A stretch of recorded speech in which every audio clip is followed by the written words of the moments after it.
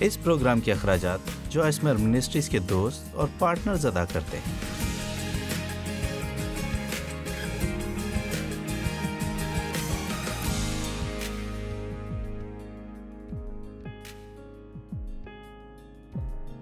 میں نے فیصلہ کیا کہ میں چھوٹا سا امتحان کروں گی۔ میں گزشتہ 8 ہفتوں سے ہر اس چیز کو لکھتی جا رہی ہوں جو غصہ دلانے والی اور میرے ساتھ پیش آ رہی ہیں اور جو پھر شکایت کرنے کا سبب بنتی ہیں، اور 8 ہفتوں میں 34 چیزیں واقع ہوئی جو ہر دوسرے دن ہوتی ہیں۔ آپ کو بھی ایسا ہی کرنا چاہیے۔ آپ حیران ہوں گے اور دیکھیں گے کہ ابلیس کیا کرنے کی کوشش کر رہا ہے۔ وہ بس یہ کوشش کر رہا ہے کہ ہمارے اندر سے زندگی کی روشنی کو ختم کر کے ہمیں اذیت سے بھر دے، اور ہم جو یسوع نام کے اسٹیکر اپنی گاڑیوں پر اور اپنے گلے میں بڑی سی صلیب پہنے پھرتے ہیں، جذباتی ہو کر بڑبڑاتے اور شکایتیں کرتے پھریں، ہر اتوار چرچ جائیں اور ہر وقت یہ گیت گاتے رہیں، خدا ہمیشہ مہربان ہے۔ جانتے ہیں مجھے افسوس ہے کہ میں ان حالات میں بہت دیر سے ہوں۔ مجھ سے یہ نہیں ہوتا۔ اگر آپ باہر نکل کر ایسی زندگی نہیں گزار سکتے تو پھر ہر اتوار چرچ جا کر ایسے گیت گانے کا کیا فائدہ؟ آمین۔ لہٰذا اب آتے ہیں ان 34 چیزوں کی طرف۔ نمبر 1، ورزش کرتے ہوئے میری کمر زخمی ہو گئی، چھت سے پانی ٹپکا اور میری میز پر گرا اور اس کی لکڑی پھول گئی، میرا ناخن ٹوٹ گیا جو میرے لیے بہت تکلیف کا باعث تھا۔ آپ اپنی انگلی پر پٹی باندھ کر یہاں اوپر آتے اچھے نہیں لگتے۔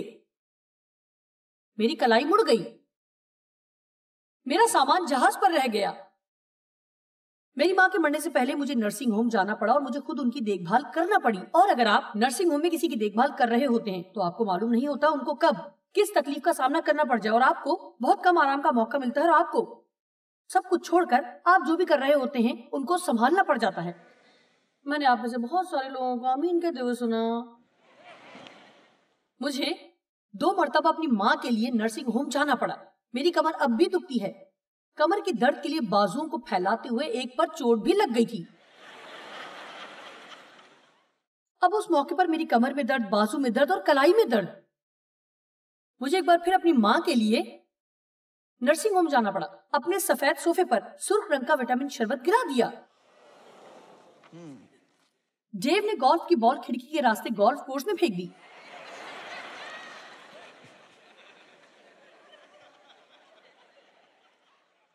ایک رات میں آدھی رات کو جاگ گئی اور میں اپنی سوچوں میں ڈیو سے باتیں کرتی رہی، لیکن ان کی طرف سے کوئی جواب نہیں آ رہا تھا۔ میں نے دیکھا یہ ڈیو نہیں بلکہ تکیہ ہے۔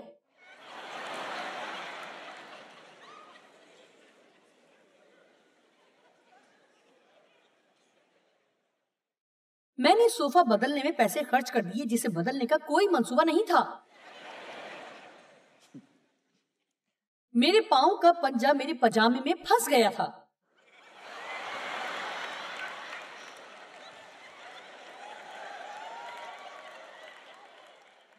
اور میں نے اپنا پنجہ کھینچا تو میرا پنجہ لاسٹک میں پھنس گیا اور پھر میرے دوسرے پنجے میں، اور کبھی اس طرف اچھلتی اور کبھی اس طرف اور اس طرف اچھلتی رہی۔ دیکھوں کہ پنجہ ٹوٹا تو نہیں، لیکن میں آپ کو بتاتی ہوں وہ سوج گیا اور اس پر نیل پڑ گیا اور میری ایک نس چڑھ گئی، اور یہ بہت ہی تکلیف دہ تھا۔ مجھے اپنی 86 سالہ خود مختار آنٹی کو، جس کی میں دیکھ بھال کیا کرتی تھی، بتانا پڑا کہ اب آپ مزید گاڑی نہیں چلا سکتی۔ کسی بزرگ کو یہ بات کہنا کوئی مذاق نہیں کہ آپ ان کی کار کی چابیاں لے رہے ہیں۔ مجھے اپنی ماں کا ٹی وی سننے والا آلہ انہیں دینا پڑا تاکہ وہ ٹی وی کی آواز سن سکے۔ میں نے انہیں پہلے بھی سننے والا آلہ لے کر دیا تھا جو انہوں نے کبھی استعمال نہیں کیا تھا۔ ایک دن جب میں ایک اور شہر میں تھی جس کا نام والڈراف آسٹریلیا ہے، میں وہاں کے ایک مساج سینٹر میں گئی، اور جب آپ مساج سینٹر میں جاتے ہیں وہ آپ کو ایک لاکر دے دیتے ہیں۔ جب آپ اپنے کپڑے تبدیل کرتے ہیں تو اس میں رکھ دیتے ہیں اور وہ آپ کو پہننے کے لیے ایک جامہ دیتے ہیں۔ میں نے مساج کروایا اور واپس اپنے لاکر کی طرف گئی تاکہ اپنے کپڑے لے کر ڈریسنگ روم میں جا کر پہن لوں۔ میں نے اپنے کپڑے پہننا شروع کیے اور دیکھا کہ میری پینٹ غائب ہے۔ پینٹ نہیں تھی اور میں سوچ رہی تھی کہ کسی نے میری پینٹ لاکر سے چرا لی ہے کیونکہ وہ جانتے تھے کہ وہ میری ہے. پھر میں نے سوچا شاید وہ لاکر میں ہو. میں پھر لاکر کی طرف گئی. پینٹ نہیں تھی. سارے کمرے میں تلاش کیا لیکن نہیں ملی. اب میں سوچ رہی تھی کہ میں گھر کیسے جاؤں گی. میں نے پھر سے جامہ پہن لیا اور میں آسٹریلیا ہوٹل کے فرنٹ ڈیسک پر گئی. اور پھر جانتے کہ ایسی جگہیں کم ہی تھی جہاں لوگ مجھے نہیں جانتے تھے کہ میں کون ہوں. ایسا نہیں تھا آپ جانتے ہیں. اور میں چھپتے چھپاتے ہوئے جامہ پہنے ہوئے اوپر گئی. وہاں بیٹھی خاتون نے مجھ سے کہا کیا میں آپ کی مدد کر سکتی ہوں. میں نے کہا میری پینٹ گم ہو گئی ہے.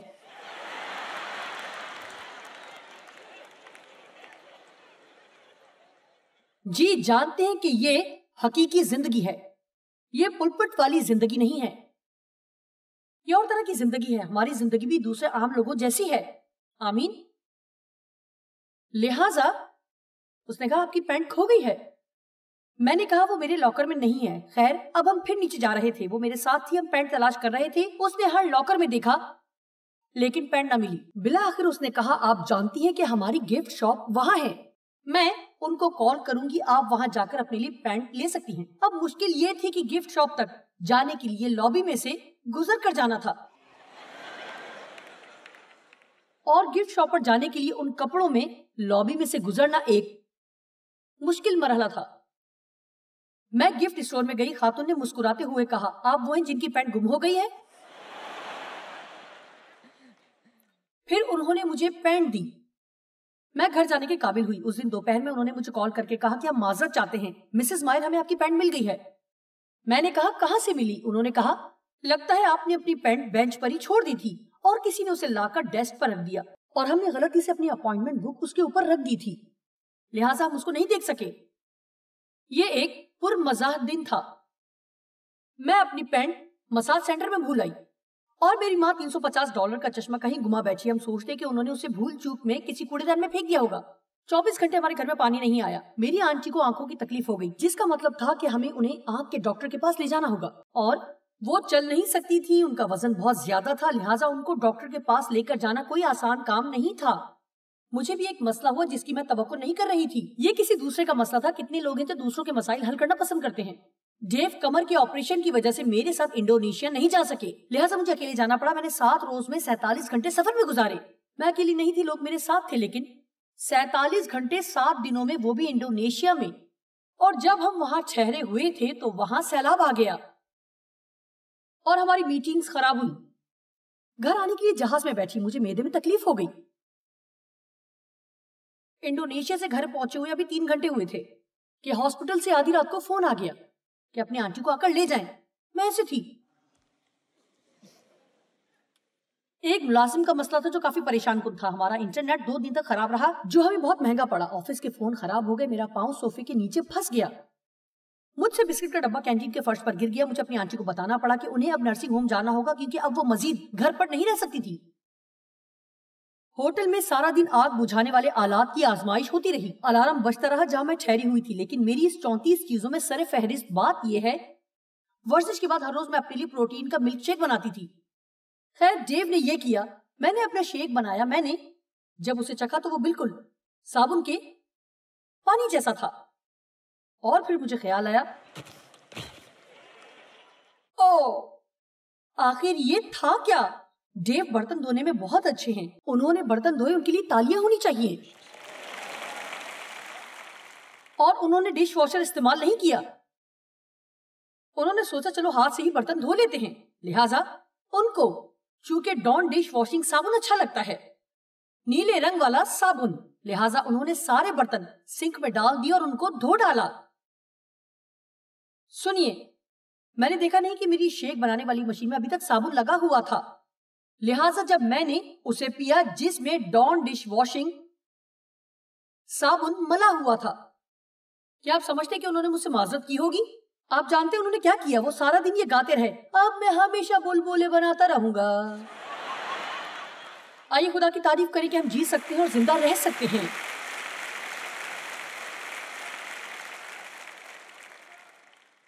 لہٰذا بات یہ ہے کہ زندگی ایک حقیقت ہے اور ایسی باتیں بھی ہوتی رہتی ہیں. اور یہ بڑے چیلنج کی بات ہے کہ زندگی میں ایسی باتیں وقوع پذیر ہوں اور نہ تو شکایت کریں اور نہ ہی بڑبڑائیں،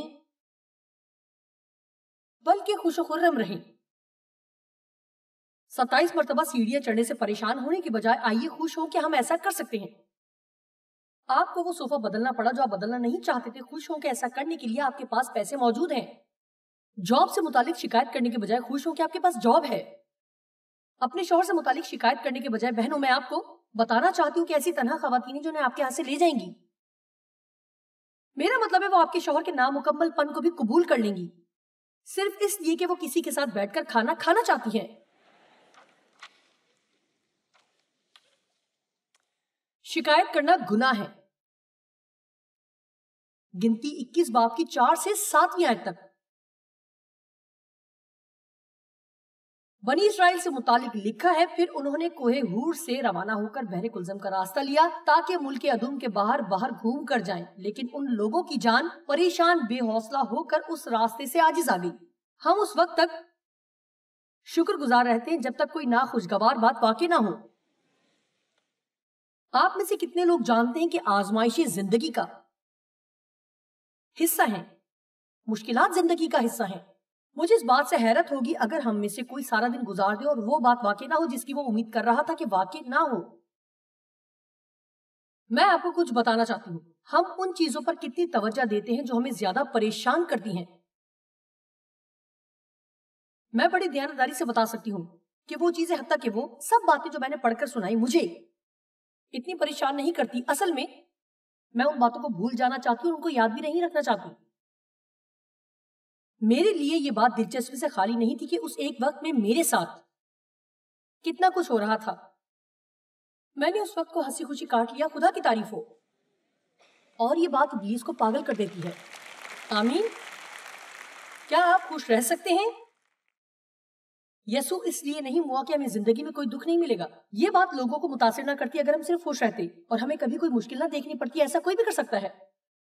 لیکن جب کوئی مشکل آتی ہے جس میں سے آپ کو گزرنا ہوتا ہے، یا آپ دعا کر رہے ہیں اور آپ کو انتظار کرنا ہے اور آپ کی زندگی میں مشکلات آ رہی ہیں اور آپ سمجھ نہیں پا رہے کہ ایسا کیوں ہے، ہم صرف خدا پر بھروسہ رکھنے کے لیے بلائے گئے ہیں۔ جب یسوع صلیب پر تھا وہ بھی نہیں سمجھ پایا، اے خدا تو نے مجھے کیوں چھوڑ دیا؟ میں اپنی روح تجھے سونپتا ہوں۔ میں یقین کرتا ہوں میں بھروسہ اور خدا پر بھروسے پر ایک کتاب لکھ رہی ہوں اور مجھے بہت ہی مزہ آ رہا ہے۔ اور خدا پر بھروسہ کرنا فرض نہیں، یہ تو ایک اعزاز ہے۔ میرا مطلب ہے کہ ہمارے پاس ہر وقت ایک انتخاب موجود رہتا ہے کہ ہم خدا پر بھروسہ کریں۔ 5ویں آیت، اور لوگ خدا کی اور موسیٰ کی شکایت کر کے کہنے لگے۔ اب الزام تراشی کا کھیل شروع۔ میں مشکل میں ہوں، اس میں کسی اور کا قصور ہے۔ تم کیوں ہمیں مصر سے بیابان میں مرنے کے لیے لے آئے؟ یہاں تو نہ روٹی ہے اور نہ پانی، اور ہمارا جی اس نکمی حقیر غیر حقیقی خوراک سے کراہیت کرتا ہے۔ ابھی زیادہ دیر نہیں گزری تھی کہ انہوں نے خود کو اس حیرت سے الگ کر لیا اور پھر اچانک ان کو اس سے نفرت ہو گئی۔ دیانت داری سے اگر ہم خود سے دیانت دار ہوں تو وہ چیزیں جو ہم کبھی خدا سے مانگتے ہیں انہیں کے لیے ہم شکایت کرتے ہوئے پائے جائیں گے۔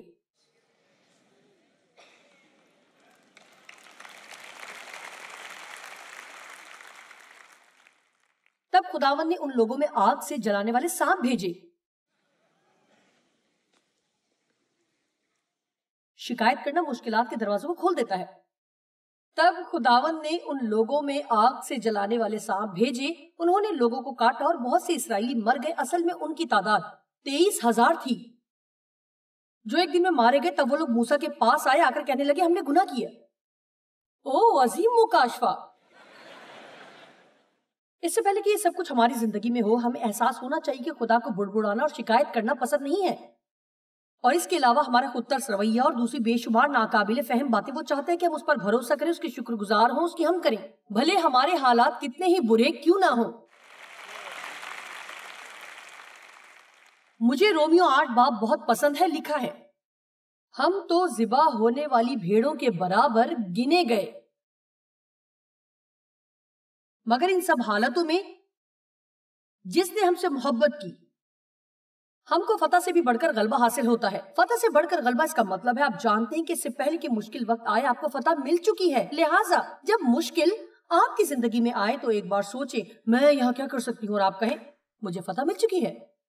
میں نہیں جانتی کہ کب ٹھیک وقت پر یہ ظہور میں آئے، لیکن فی الحال میرے پاس خدا پر بھروسہ کرنے کا حق موجود ہے اور دیکھ رہی ہوں کہ وہ میری زندگی میں کیا کرتا ہے۔ ہم اپنی مشکلات پر بہت زیادہ دھیان دیتے ہیں لیکن اس پر زیادہ توجہ نہیں کرتے جو خدا اس میں سے ہمارے لیے بھلائی لانے والا ہے۔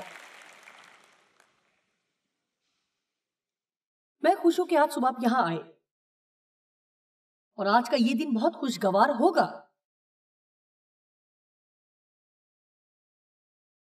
تب وہ لوگ موسیٰ کے پاس آ کر کہنے لگے ہم نے گناہ کیا کیونکہ ہم نے خداوند کی اور تیری شکایت کی، سو تو خداوند سے دعا کر کہ وہ ان سانپوں کو ہم سے دور کرے۔ چنانچہ موسیٰ نے لوگوں کے لیے دعا کی اور بے شک خدا بھلا ہے، خدا نے لوگوں کو اس مصیبت سے چھٹکارا دیا۔ بنی اسرائیل کی شکایت کی بدولت ان میں سے بہت سارے مر گئے۔ بائبل میں یوں لکھا ہے، پہلا کرنتھیوں 10:8 سے 11 آیت میں اگر غور کریں تو یہ باتیں دہرائی گئی ہیں۔ لکھا ہے یہ باتیں ہماری نصیحت کے واسطے لکھی گئیں تاکہ ہم ان کے نقش قدم پر نہ چلیں۔ مجھے پسند ہے، لہٰذا اس کو پرانے عہد نامے کی ایک کہانی کے طور پر نہ لینا۔ بے چارے اسرائیلی کتنے کم عقل تھے۔ پولس کہتا ہے کہ میں نے یہ باتیں اس زمانہ کے لوگوں کی نصیحت کے لیے لکھی ہیں۔ آئیے دوبارہ پڑھتے ہیں، پہلا کرنتھیوں 10:8 آیت سے، اور ہم حرام کاری نہ کریں جس طرح ان میں سے بعض نے کی، اور ایک ہی دن میں ایک دم سے 23,000 مارے گئے۔ یہاں پر پولس اسے حرام کاری کہہ رہا ہے جبکہ وہاں بڑبڑانا اور شکایت کرنا لکھا ہے۔ اب یہ حرام کاری ہے اور اس کے سبب سے 23,000 لوگ مارے گئے۔ میں یہ نہیں کہہ رہی کہ اگر آپ نے شکایت کی تو آپ مر جائیں گے، اس پیغام کا ہرگز یہ مطلب نہیں ہے، لیکن میں چاہتی ہوں کہ ہمارے اندر شکایت اور بڑبڑانے کے خطرے سے متعلق ایک تعظیماً خوف ضرور ہو۔ آپ میں سے کتنے لوگ اس بات سے اتفاق کرتے ہیں کہ شکایت کرنا آج کے لوگوں کی ایک بڑی اکثریت کا مسئلہ ہے؟ میرا مطلب ہے کہ یہ بات بڑی حیران کن ہوگی کہ کچھ لوگ، میں سب لوگوں کی بات نہیں کر رہی، لیکن کچھ لوگ بغیر شکایت کیے چرچ آ جا سکتے ہیں۔ میوزک بہت تیز تھا، اس نے آج بہت لمبا کلام سنایا اور لائٹس بھی بہت تیز تھی آج میری سیٹ مجھے نہیں ملی اور پارکنگ میں بھی مشکل پیش آئی۔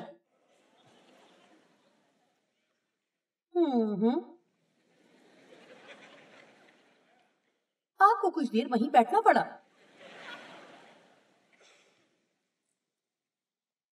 نویں آیت، اور ہم خدا کی آزمائش نہ کریں، اس کے صبر کو نہ آزمائیں، اس کے لیے مشکل نہ بنے مطلب کہ آپ لوگ سوچیں آپ مشکل میں ہیں اور ہم خدا کی آزمائش نہ کریں جیسے ان میں سے بعض نے کی اور سانپوں نے انہیں ہلاک کیا۔ ابلیس کے لیے دروازے نہ کھولیں اور تم بڑبڑاؤ نہیں جس طرح ان میں سے بعض بڑبڑائے اور ہلاک کرنے والے سے ہلاک ہوئے۔ یہ باتیں اب ہمارے لیے ایک مثال اور تنبیہ کے لیے ہیں، ان پر عبرت کے لیے، اور ہم آخری زمانہ والوں جب زمانہ اپنے منطقی انجام کو پہنچے کی نصیحت کے واسطے لکھی گئیں۔ شکایت کرنے سے مراد ایک ہی جگہ رکے رہنا۔ کیا آپ صبر سے کام لیتے ہیں؟ کیا آپ بڑی بحالی میں رہتے ہیں؟ کیا آپ کو خود کو خوش کرنے کے لیے بہت کچھ کرنا پڑتا ہے؟ کیا ہر چیز آپ کی مرضی اور منشا کے مطابق ہو؟ کہ آپ شکایت نہ کریں۔ میں چاہتی ہوں کہ جو میں کہنے کے لیے تیار ہوں وہ سنیں۔ جس چیز کے لیے آپ کچھ کرنے کے لیے تیار نہیں اس کی شکایت نہ کریں۔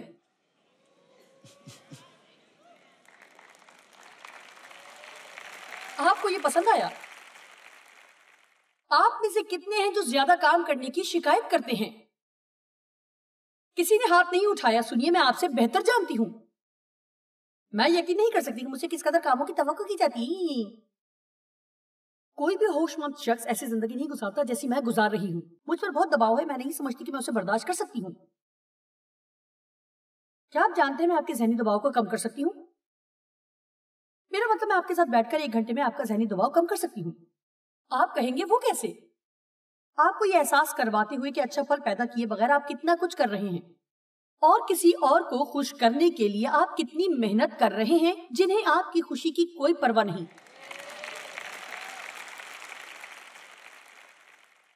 رویا کے بغیر شکایت نہ کریں.